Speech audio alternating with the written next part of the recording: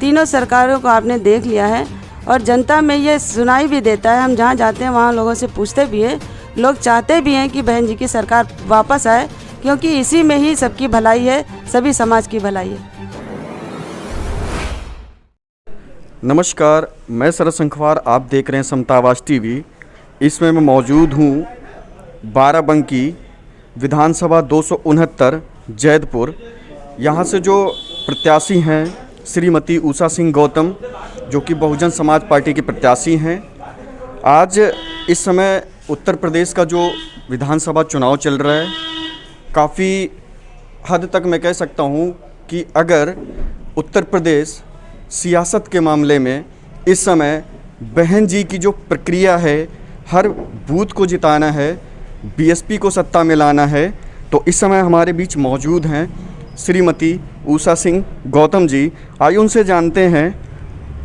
Ma'am, सबसे पहले तो ये बताइए कि बहन जी का जो एक स्लोगन है कि हर बूथ को जिताना है, बीएसपी को सत्ता में लाना है, तो उसके लिए जो आपके कार्यकर्ता और आप इस समय प्रभावी प्रत्याशी हैं, तो उसके लिए आप क्या कहना चाहेंगे जनता से?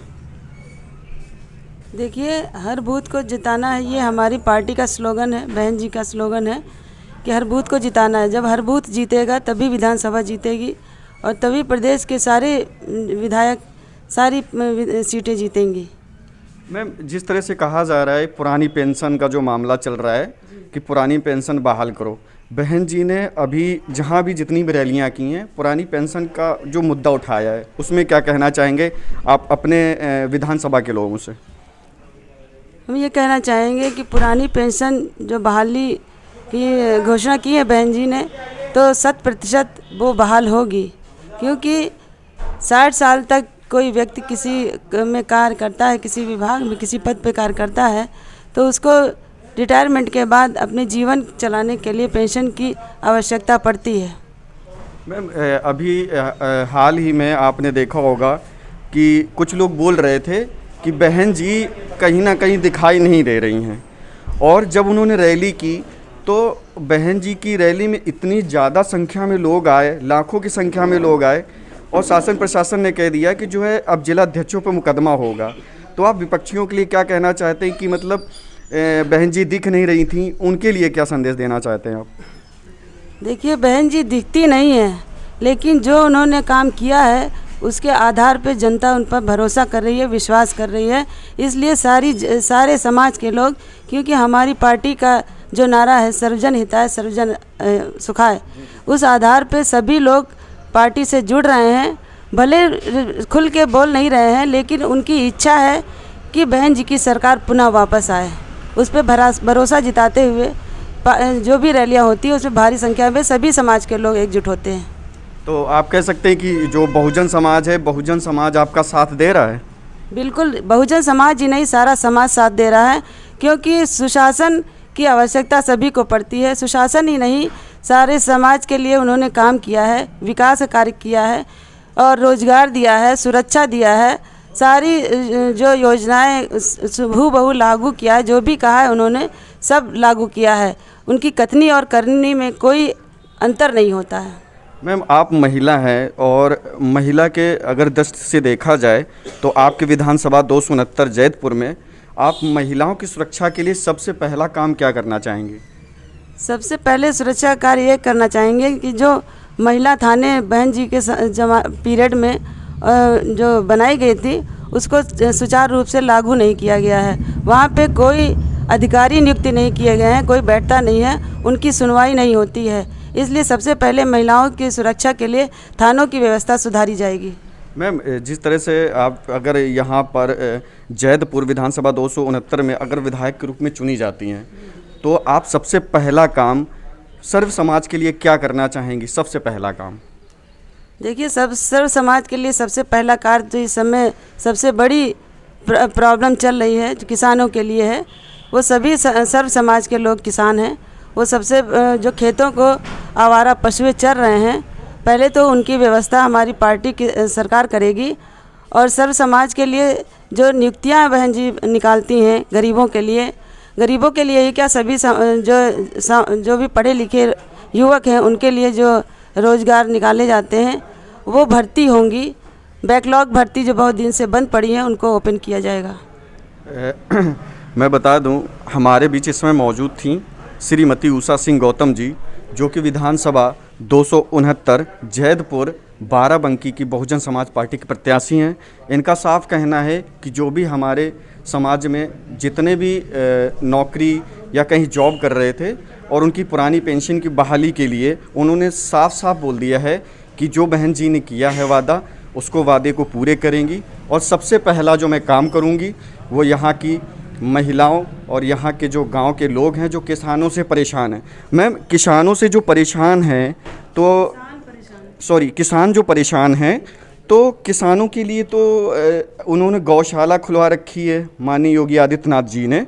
तो उस गौशाला के बारे में क्या कहेंगे? क्योंकि मैं जहाँ भी जाता हूँ वहाँ के गांव के लोग बोलते हैं कि गौशाला नहीं मौतशाला है।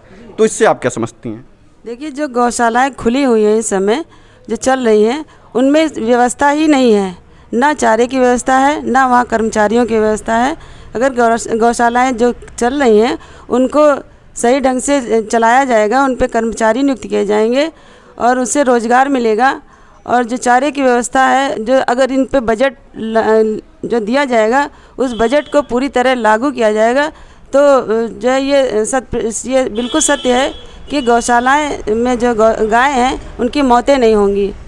मैम, सबसे पहले विधानसभा 269 से जितने भी लोग हैं इस विधानसभा के, उनसे आप क्या अपील करना चाहेंगी, क्या निवेदन करना चाहेंगे? देखिए, अपनी यहाँ की जनता से मैं अपील करना चाहूँगी कि बहन जी की सरकार को आपने देखा है और समाजवादी पार्टी की भी सरकार देखा है और ये भारतीय जनता पार्टी की सरकार देख रहे हैं। तीनों सरकारों को आपने देख लिया है और जनता में ये सुनाई भी देता है। हम जहाँ जाते हैं वहाँ लोगों से पूछते भी हैं, लोग चाहते भी हैं कि बहन जी की सरकार वापस आए, क्योंकि इसी में ही सबकी भलाई है, सभी समाज की भलाई है। बहुत बहुत धन्यवाद। इसी बीच हमारे एक भाई साहब बैठे हुए हैं। सर, जिस तरह आप क्षेत्र में जा रहे हैं तो जो पुराना कार्यकाल था बहन जी का और जो पुराने कार्यकाल में जो विकास हुए, क्या जनता उनको भूल गई है?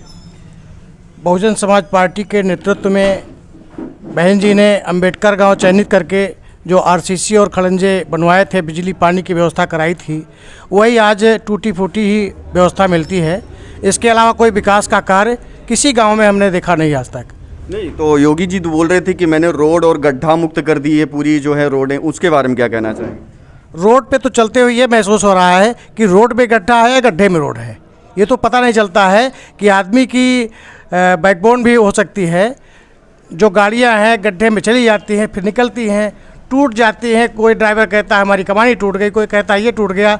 तो रोड ठीक होती तो कैसा ये बर्ताव हो रहा है लोगों के साथ। तो सर, इस स्मार्ट सिटी के बारे में क्या कहेंगे? आपको तो स्मार्ट सिटी उत्तर प्रदेश में दे दी गई हैं।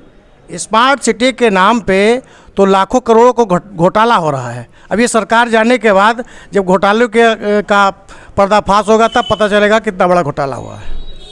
आपके इस विधानसभा 269 से आप इस समय जो कार्य कर रहे हैं उस कार्य में आपको क्या लग रहा है, क्या फीडबैक क्या निकल रहा है? जनता के बीच आप जाते हैं तो जनता सबसे पहली समस्या क्या रखती है? जनता के बीच में मुख्य समस्या यही है कि योगी जी ने हम लोगों के लिए एक बढ़िया नौकरी दे दी है कि दिन में अपने बच्चों के लिए लालन पालन की व्यवस्था करें और खेत में रात में अपने खेतों में रहें। तो 24 घंटे की ड्यूटी है। सबसे बड़ी मूलभूत समस्या यही है आजकल की। तो आप जनता से क्या अपील करना चाहेंगे? जनता से मैं निवेदन यही करूँगा कि माननीय बहन जी के नेतृत्व में सरकार बनाएं, भयमुक्त समाज की स्थापना करें। और मैं यही कहूँगा बहुजन समाज पार्टी के नेतृत्व में हाथी का बटन दबाकर उषा सिंह गौतम जी को भारी मतों से विजयी बनाएं।